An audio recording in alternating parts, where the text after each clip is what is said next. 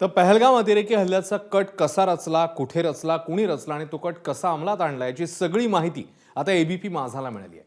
पाकिस्तानच्या मदतीने भारतविरोधी कारवाया करणारे जिहादी अतिरेकी, त्यांचे आका यांच्या कुठे कुठे बैठका झाल्या, त्याला आयएसआयची साथ कशी मिळाली हे 5 अतिरेकीच त्यांच्या तोंडून सांगतायत। पाकव्याप्त काश्मीरमधील रावळकोट ते पहलगाम या अतिरेक्यांच्या कटाचा प्रवास आता बघणार आहोत स्पेशल रिपोर्टमध्ये।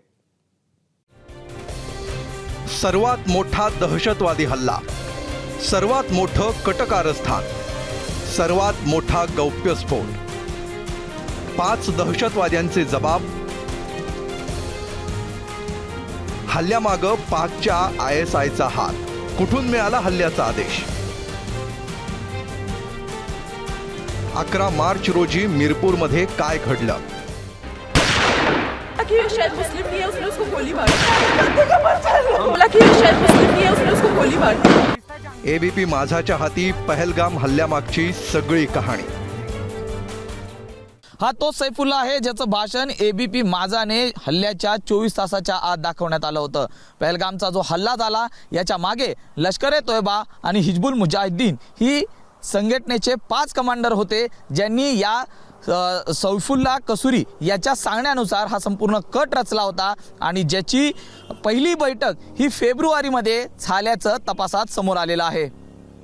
हे 5 चेहरे आहेत, हे 5 टॉप कमांडर आहेत। या सैतानांनीच सैफुल्ला कसूरीच्या आदेशावरून पहलगाम हल्ल्याचा कट रचला।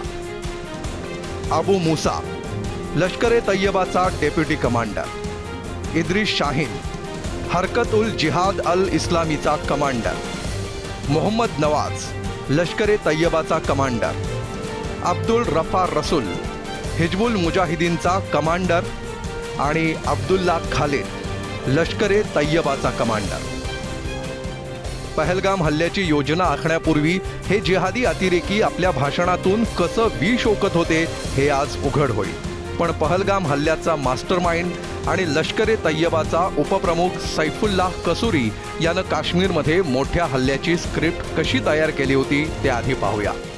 जब 2 फरवरी 2026 आएगा, अगला साल आएगा, अगला रमजान आएगा, मेरे चकदरा के भाइयों, मालाकंड के साथियों, यकीन से कहता हूं 1 साल बाद आपको कश्मीर में भी नक्शे धारे बदले हुए नजर आएंगे। सैफुल्ला हा फक्त जिहादी दहशतवाद्यांचा हँडलर नव्हता।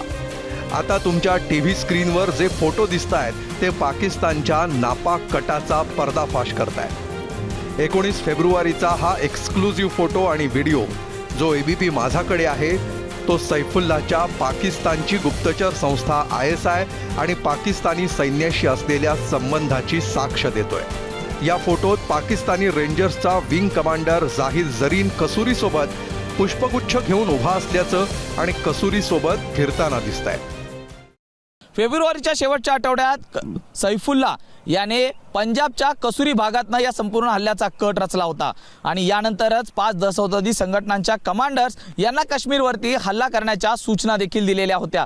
मार्च महिन्यात याच 5 दहशतवादी संघटनांचे जे कमांडर्स आहेत त्यांनी पीओके मधील मीरपूर येथील कंबल या भागात ही संपूर्ण बैठक घेतली आणि या हल्ल्याची योजना आखली।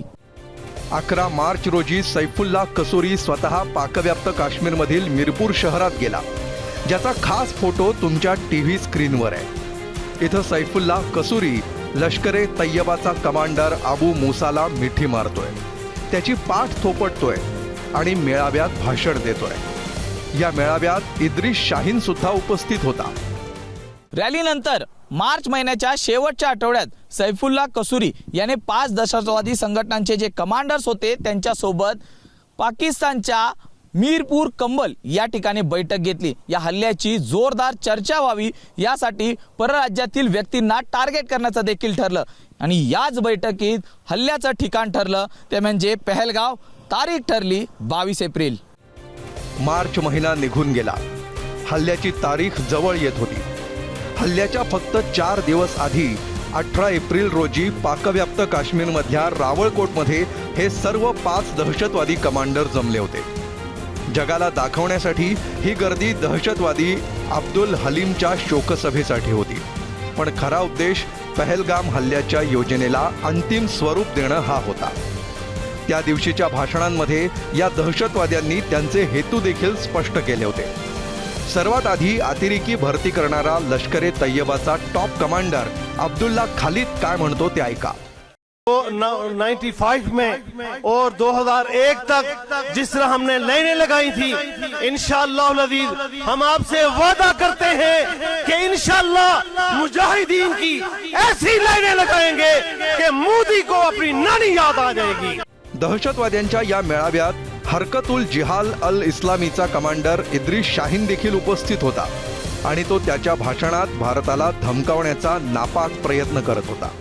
एक एक मुजाहिद तुम्हें 20-20 दिनों तक एक पहाड़ से दूसरे पहाड़ तक भगाता हुआ नजर आता है और पूरा हिंदुस्तान चीखता हुआ नजर आता है. पहलगाम हल्ल्याची योजना आखण्यापूर्वी हिजबुल मुजाहिदीनचा कमांडर अब्दुल रफार रसूल, जो युनायटेड जिहाद काउन्सिलचा नेता असल्याचं भासवत होता, तो देखील मेळाव्यात उपस्थित होता. तो आणि लष्कर कमांडर मोहम्मद नवाज काय बरळत होते पहा. अपना बुलाया हुआ सबक उसको दोबारा याद रखें, उसको सामने लाएं और तारीख आजादी का साथ दें. अगर आप में हिम्मत है बंदूक उठा के वहां चले जाए. इंशाअल्लाह खड़ा रहूंगा, उस वक्त तक खड़ा रहूंगा. मेरी लाश गिरती है गिर जाए और जो गोली लगती है लग जाए. इंशाअल्लाह वो नफीस वो मुबारक नफूसे कुदसिया जो हमने मकबूजा कश्मीर में पेश किए, उनके पीछे जाने के लिए इंशाअल्लाह आप भी सारे तैयार, हम भी सारे तैयार. त्याच मेळाव्यात शेवटी लष्कर कमांडर अबू मुसानं भारताविरुद्ध जिहादी भाषण दिलं. कलम 370 हटवण्यावर आणि काश्मीरमध्ये येणाऱ्या हिंदूंविरोधातही त्यानं गरळ ओकली. आपको इस बात पर फख्र होना चाहिए कि आप शोधा के बारे से जो दुश्मन के गले काटना जानते हैं और मौत को मौत की जगहों से तलाश करते हैं. पहलगामच्या हल्ल्यापूर्वीच म्हणजे 4 दिवसापूर्वीच पहलगाम पासून 250 किलोमीटर अंतरावर असलेल्या पाकिस्तानच्या रावळकोट या ठिकाणी या दहशतवाद्यांनी भारताविरोधात जिहादीचे नारे दिले.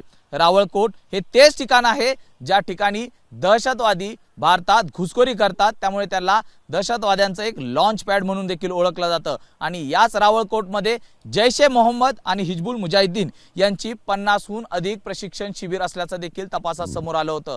त्यामुळे या संपूर्ण कटाचा भारत सरकारकडनं पर्दाफाश केला जाईलच, मात्र दुसरीकडे हे आतंकवादी आणि त्यांचे आका यांना यमस्थानी देखील हे सरकार धाडेल, यात कुठली मात्र शंका नाही. व्हिडिओ जर्नलिस्ट अनिल संगारेसह मी सूरज सावंत, एबीपी माझा, पहलगाम. एबीपी माझा, उघडा डोळे बघा नीट.